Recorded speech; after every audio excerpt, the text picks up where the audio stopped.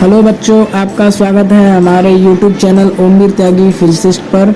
यहाँ पर हमारी ओम त्यागी फिजिक्स क्लासेस चल रही है, जिसमें हम चैप्टर कवर करा रहे हैं बच्चों को। आपको बताना चाहूँगा कि अगर आपने पिछला वीडियो नहीं देखा है तो आप डिस्क्रिप्शन में जाकर जो मैंने लिंक दिए हैं उन पर आप क्लिक करके पिछला वीडियो देख सकते हैं।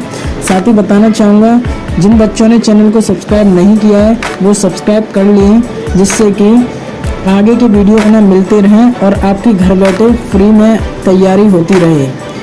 आप जानते हैं कोरोना के माहौल में इस समय ऑनलाइन स्टडी कराई जा रही है, तो आपको विदाउट कॉस्ट आपको फ्री में मिल रहा है।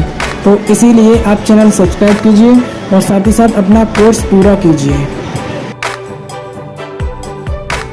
पहले तो होता है कि बल क्या होता है, ठीक है। बल, और जब हम बल पढ़ लेंगे तो बल की वजह से होती है गति। अभी तक हमने पिछले चैप्टर में जो पढ़ा था कि गति हो रही है, तो गति होगी कैसे? जब तक बल लगेगा नहीं गति नहीं हो सकती, समझ गए। ऐसे कि अगर कोई क्वेश्चन तुमसे पूछ ले कि गति के लिए मुख्य कारण क्या है, तो ऑप्शन में दे दे स्पीड, दूरी, बल या इनमें से कोई नहीं, तो इसमें सही ऑप्शन बहुत से बच्चे कह देंगे स्पीड, यानी कि वेग या चाल, हिंदी में कह सकते हैं ऐसे। इस ऑप्शन को दे देंगे गति, जब वेग होगा तभी तो गति होगी, या चाल होगी यानी स्पीड होगी तभी तो गति होगी। इस तरीके से आंसर दे सकते हैं, लेकिन इसका जो मुख्य घटक है वो कौन है? बल। भाई वेग भी कब आएगा? जब किसी वस्तु पर हम बल लगाएंगे। जैसे कोई वस्तु विराम अवस्था में है, विराम अवस्था का मतलब वो रुकी हुई है, किसी जगह पर भी रखी हुई है। अब तुमने उसको धक्का दिया, तो धक्के का मतलब क्या है? बल दिया, और बल लगाने से क्या हो गई? वो गति में आ गई, गति अवस्था में आ गई। समझ गए कि नहीं? यानी कि उसमें वेग आ गया। तो वेग किसकी वजह से आया? बल की वजह से। इसका मतलब अवस्था में परिवर्तन किसने किया? बल ने किया। समझ गए?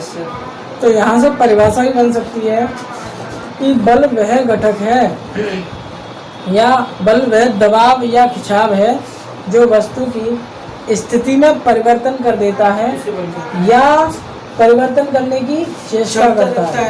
चेष्टा यानी प्रयत्न करता है, कोशिश करता है। दोबारा समझो, बल वह दबाव या खिंचाव है जो किसी वस्तु की स्थिति में परिवर्तन कर देता है या परिवर्तन करने की चेष्टा करता है।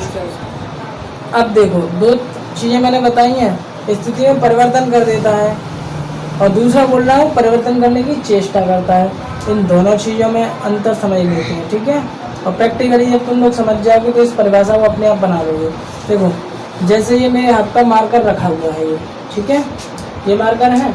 अब इसको मैंने धक्का दिया इस तरीके से, तो ये आगे जाने लगा, ठीक है। ये हो गया मेरा धक्का यानी कि दबाव। इसके बाद मैंने इसको खींचना है, तो मैंने इसको ऐसे करके पकड़ा और ये खींचा, ये पीछे आ गया, ये हो गया खिंचाव, ठीक है।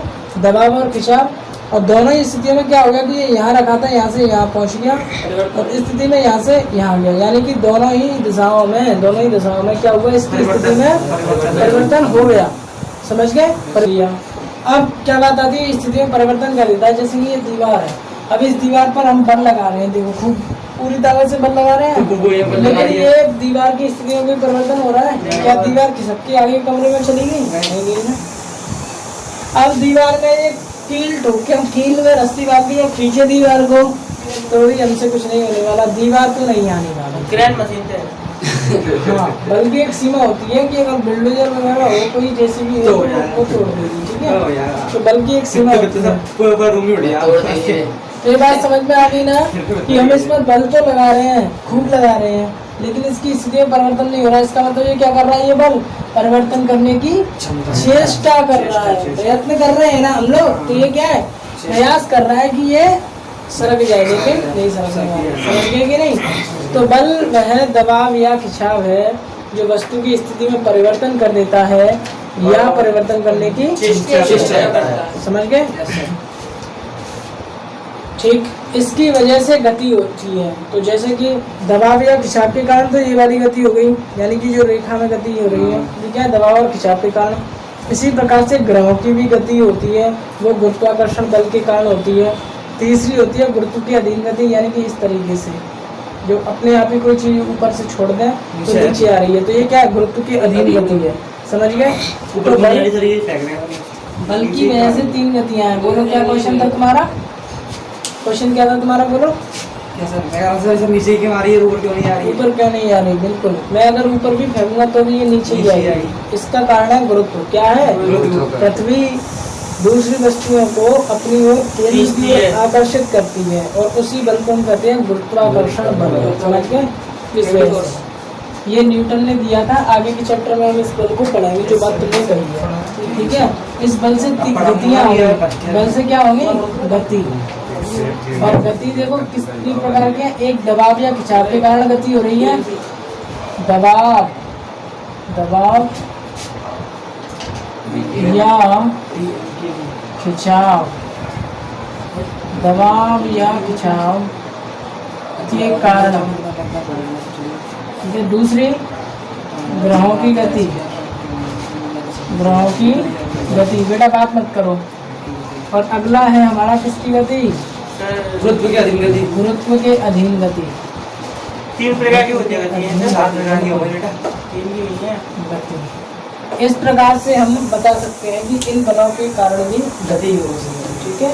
अब तुम जाएंगे तो बहुत तरीके दबाव खिंचाव उसी में आ जाएगा। और इलेक्ट्रिक फोर्स की वजह से भी गति कराएंगे दो आवेशों को, तो वो क्या है? या तो दबाव चुंबक के कारण एक दूसरे की चुंबक आकर्षित होती है और भागती है, तो वो किस में आ जाएंगी? दबाव और खिंचाव में आ जाएगी। या तो चुंबक खींच रही है एक दूसरे को या चुंबक एक दूसरे को भगा रही होगी, तो वो सारी गतियाँ किस में आ जाएंगी? समझ गए कि नहीं? कैसे गति होगी?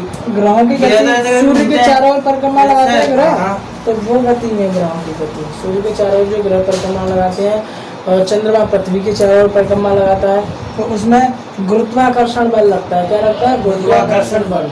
न्यूटन ने लगाया था इसके लिए फॉर्मूला। देखो इसके लिए फॉर्मूला ज्यादा आएगा F बराबर ma। ठीक है? ज्यादातर नॉर्मली आ जाएगा। इसके लिए आएगा F बराबर m1 m2 बटे r स्क्वायर। इसके लिए फॉर्मूला आता है F बराबर mg। समझ गए? तो इस प्रकार के ये बल हैं जिनकी वजह से हम बता सकते हैं गति होगी। समझ गए ना? ठीक है सर। ठीक है, तो अब हम आगे बढ़ जाते हैं और तुम्हें बताता हूँ जड़त्व क्या होता है। जड़त्व, ठीक है? जड़त्व ने नियम भी दिया था। और जड़त्व होता क्या है? पहली बात यहाँ आती है, जड़त्व क्या होता है बेटा? पता है किसी बच्चे को जड़त्व क्या होता है? नहीं पता, याद नहीं। तो समझ लो, जड़त्व एक ऐसी भौतिक राशि है जो किसी वस्तु की अवस्था में परिवर्तन का विरोध करती है। क्या करती है? वस्तु की अवस्था में परिवर्तन को विरोध करती है। अवस्था में परिवर्तन का विरोध कर रही है, रोक नहीं रही है। मैंने क्या कहा है? विरोध करती है। जैसे अगर कोई वस्तु रुकी हुई है तो रुकी हुई उसकी अवस्था विराम अवस्था। अगर हम इसको गति में ले जाए तो ये गतिमान अवस्था में पहुंचेगी क्या? नहीं।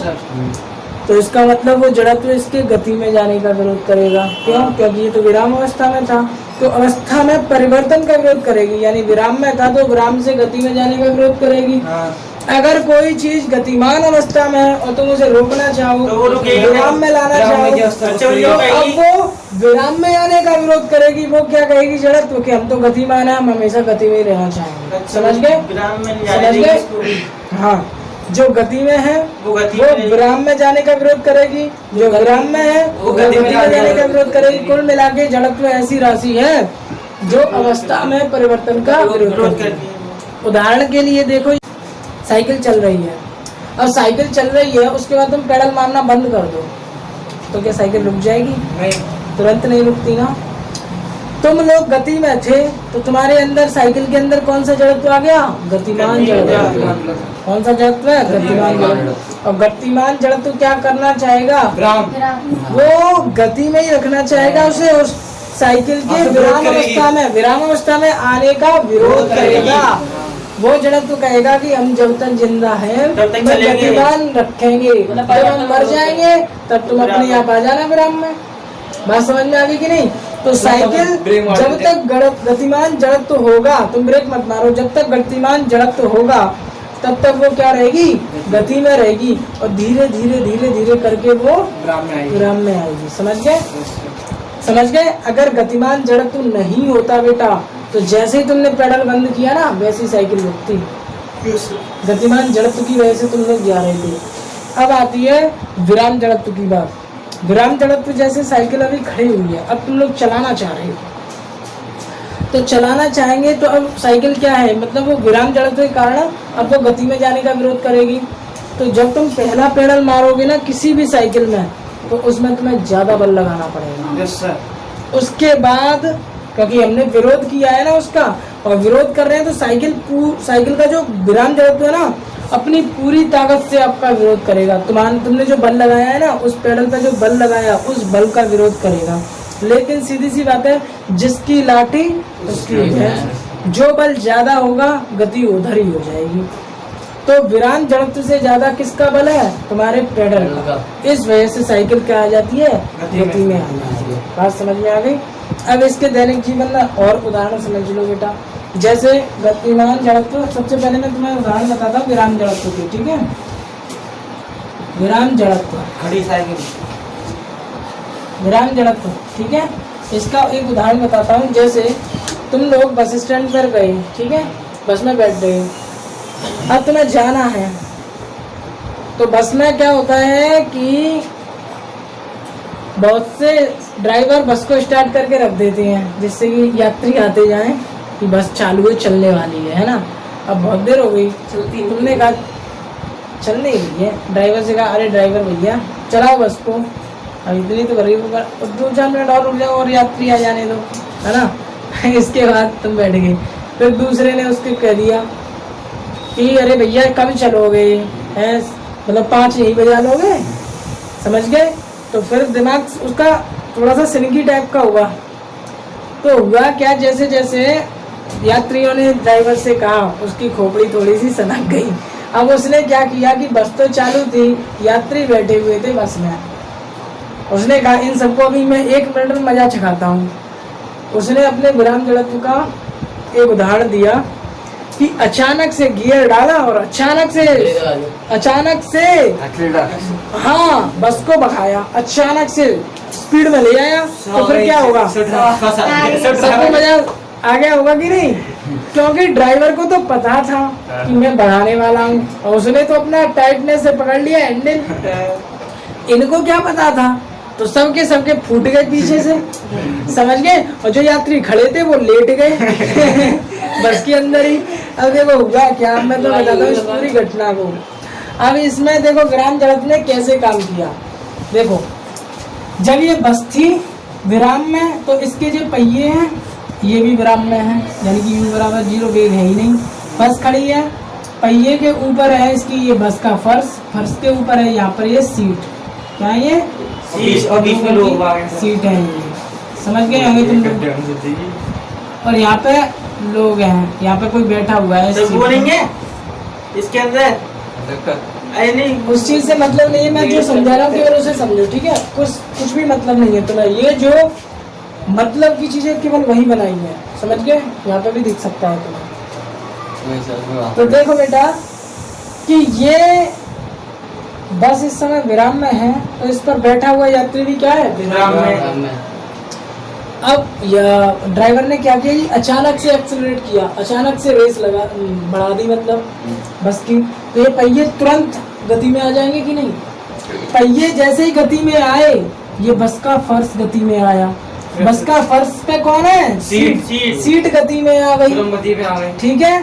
अब ये जो आदमी बैठे हुए हैं ना सीट पे आराम से, तो इतना हिस्सा तो बैठा हुआ रहता है और ये ऊपर का हिस्सा है वो आराम से आगे पीछे हो सकता है। देखो हमारा हिस्सा है ना, पीटी करते हो तुम लोग, तो यहाँ से बीच में से तुम लोग यहाँ और यहाँ हो सकते हो, समझ गए कि नहीं? डांस करने वाले यहाँ भी हो जाते हैं बहुत सारे, समझ गए?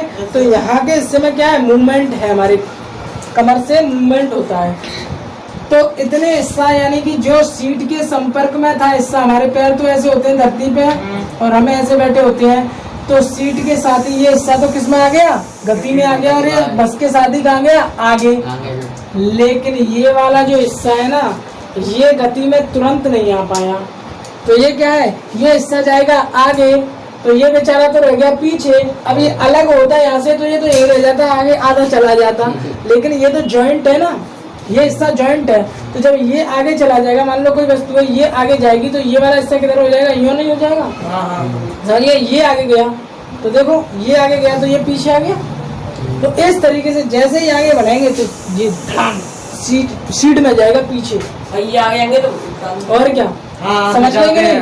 समझ गए? कभी प्रैक्टिकल करना बस में, ये स्थिति हो जाएगी। समझ गए?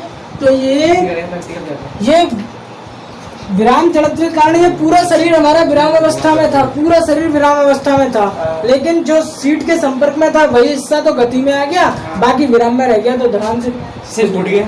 समझ गए ना? इसी तरीके से और भी एग्जाम्पल है इसके साथ ही। अब मैं गतिमान जड़त्व का बता देता हूँ, बस वाला ही। ठीक है सर। और देखो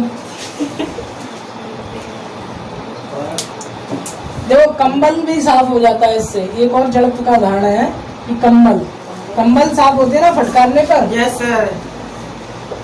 कंबल को तुम इस तरीके से झाड़ते हो तो कंबल क्या हो जाता है, साफ हो जाता है। इसका कारण क्या है? इसका कारण भी हमारा विराम जड़त्व है। कैसे कि कंबल हमारे पास एकदम विराम अवस्था में था, हमने उसको अचानक से झाड़ा, अचानक से हुआ ये सब काम। तो अचानक से हुआ तो कंबल अचानक से क्या हो गया, गति में आ गया, लेकिन कंबल पे लगे धूल के कण वो गति में नहीं आ पाए, तो वो जहाँ थे वो वहीं रह गए। और कंबल अचानक से, जैसे ये कण है इस जगह पे, तो जब ये कण है यहाँ पे, अचानक से कंबल को गति दी तो कंबल ऐसे होगा। तो अचानक से कोई भी है, किसी का भी संपर्क टूट सकता है। समझ गए? जैसे तुम्हें और तुम्हें या किसी दूसरे आदमी को एक धागे से बांधना है, छोटे से धागे से, क्योंकि कंबल में और कणों में कितना संपर्क है, कोई ज्यादा हेवी बल तो है नहीं है। धागे से बांधना है, तुम अचानक से दौड़ो तो धागा टूटेगा कि नहीं? तो ये तो वहीं रह जाएगा, तुम गति में आ जाओगे। तो समझ गए? तुम कंबल और वो कण है, तो तुम तो गति में पहुंच गए। और समझ गए? तो कंबल क्या गया ऊपर और कण कहाँ रह गए, यही। तो वो कण क्या हो जाएंगे, 2 मिनट में धरती में गिर जाएंगे और कंबल क्या हो जाएगा हमारा, साफ हो जाएगा। इस तरीके से धूल उड़ जाती है। इसी तरीके से और भी एग्जाम्पल है।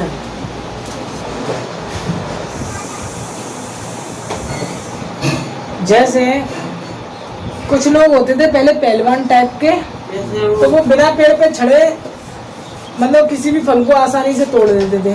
जैसे कोई पेड़ की डाली नीचे की ओर आ गई है ना, तो और उसमें फल लग रहे हैं, तो वो क्या करते थे, जैसे डाली को पकड़ा और अचानक से यहाँ झटका दिया तो अपने आप फल टूट के नीचे आ गया। समझ गए?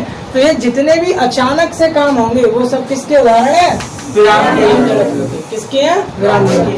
इसके बाद मैं गतिमान जड़त्व बताता हूँ, उसके बाद पढ़ाऊंगा, सीधे लिखाऊंगा। ठीक है? ठीक है सर। गतिमान जड़त्व क्या कहता है? गतिमान जड़त्व ऐसा जड़त्व है जो वस्तु की गति अवस्था में परिवर्तन का विरोध करता है। ये विराम अवस्था में परिवर्तन का विरोध करता है। समझ गए? जड़त्व क्या है? जड़त्व खुद है अवस्था में परिवर्तन का विरोध। समझ गए? अवस्था में परिवर्तन का विरोध है। विराम जड़त्व तो विराम अवस्था में परिवर्तन का विरोध, गतिमान जड़त्व गतिमान अवस्था में परिवर्तन का विरोध, दिशा जड़त्व तो दिशा का परिवर्तन का विरोध। समझ गए कि नहीं? एक परिभाषा से सारी परिभाषाएं याद हो जाएगी। अब आता है गतिमान जड़त्व।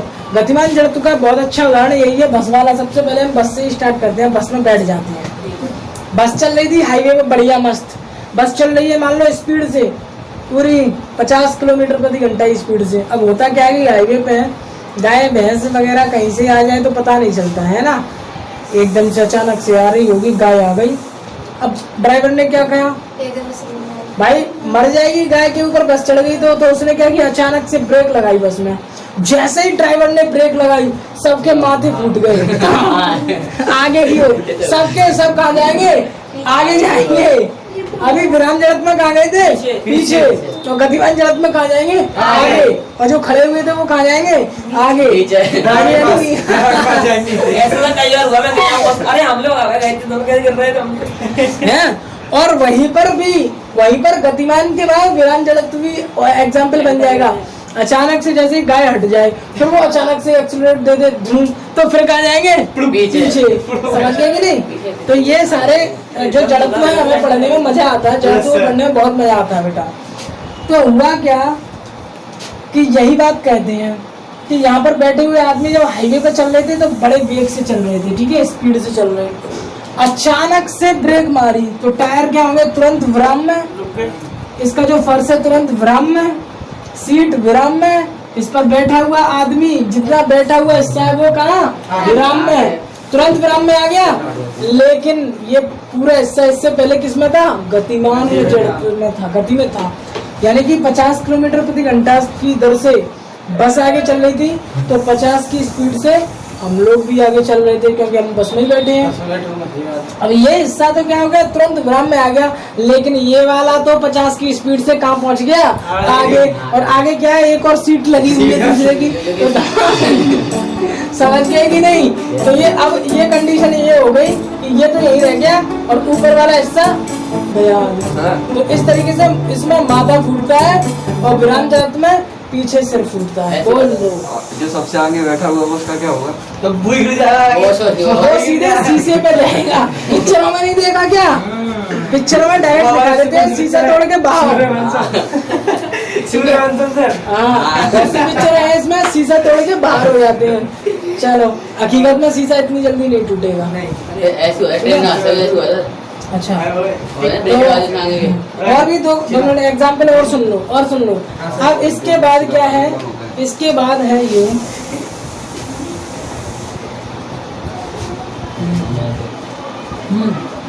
चलती हुई रेलगाड़ी से कोई आदमी उतरे तो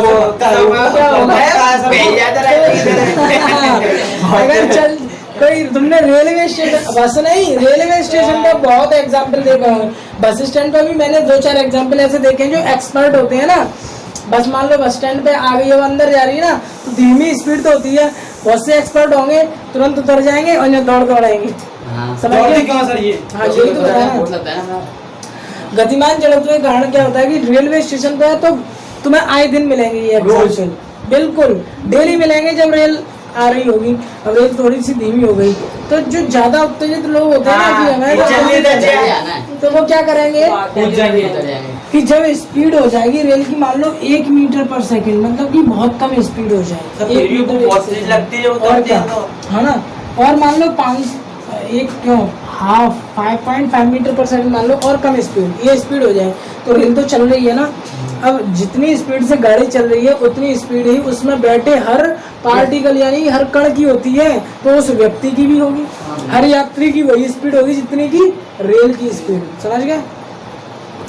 अब वो तुम लोग देखना कि दरवाजे पे कोई आदमी खड़ा है, मान लो कोई एक्सपर्ट नहीं है, वो भी चाह रहा है कि लाओ हम भी उतर जाएं, तो वो क्या करेगा, ट्रेन जा रही है इस तरफ ऐसे, इतनी स्पीड से जा रही है 0.5 की स्पीड से इधर आगे, ये दरवाजा है, ये प्लेटफॉर्म है, और उसने क्या किया, यहीं से सीधे जंप मार दी यहाँ।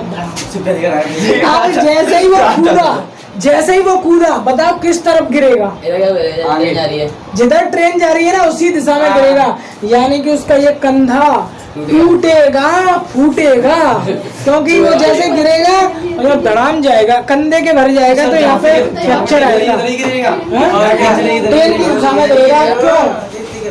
ट्रेन की दिशा में ही गिरेगा, क्यों? इसके सारे रीजन अभी बता रहा हूँ। देखो, पहले इस बात को समझो ऐसा हुआ क्यों, पहले इस बात को समझो ऐसा हुआ क्यों।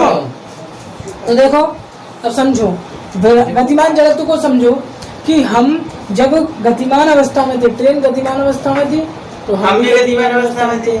हम जैसे ही कूदे तो धरती गतिमान अवस्था में नहीं है, वो तो विराम में ही है ना। तो जैसे हम कूदे तो पैर कौन संपर्क में आया धरती के, सबसे पहले पैर, हमारे पैर संपर्क में आए, तो पैर किस अवस्था में पहुंच गए, विराम में। लेकिन उससे पहले पूरी बॉडी का जो वेग था वो इतना था और इस दिशा में था, आगे की जिस तरफ ट्रेन जा रही थी उसी दिशा में वेग था।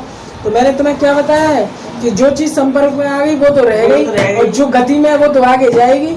तो पैर तो आई संपर्क में, वो तो हो गए विराम में, लेकिन ये शरीर तो था इतने वेग से, तो ये पहुंच गया आगे, तो ऐसे गिरेगा आदमी, पैर रह गए पीछे और ये शरीर हो गया आगे। तो गए के नहीं, समझ में आ रही है नहीं, पूरी तरीके से फैल जाएगा, आदमी को समझ नहीं होता है, तुरंत ट्रेन आई भाई और तो ये गिरेगी। अब देखो एक्सपर्ट लोग, रेलवे स्टेशन में मजा अब देखो बेटा, सुन लो बेटा, सुन लो, एक्सपर्ट लोगों की बात देखो, जो इस चीज में एक्सपर्ट है कि हमें गिरना नहीं है, तो वो क्या करेंगे, वो दरवाजे ऐसे हैं, ट्रेन ऐसे जा रही है तो दरवाजे पे यूं नहीं खड़ा होगा, ना खड़ा होगा। वो यूं पकड़ के उसके अंदर की तरफ मुंह करके यूं करके खड़ा हो जाएगा यूं। हाँ, अब वो तिरछा 30 डिग्री के या 15 डिग्री के एंगल पे कूदेगा। ये ट्रेन है, ऐसे कूदेगा देखो। और फिर सब दौड़ेगा। हाँ, ऐसे कूदने पर वो जैसे जंप किया और वो ऐसे ऐसे चलेगा आगे, फिर उसके बाद फिर हम में आ जाएगा। अब ये उसने ऐसा क्यों किया?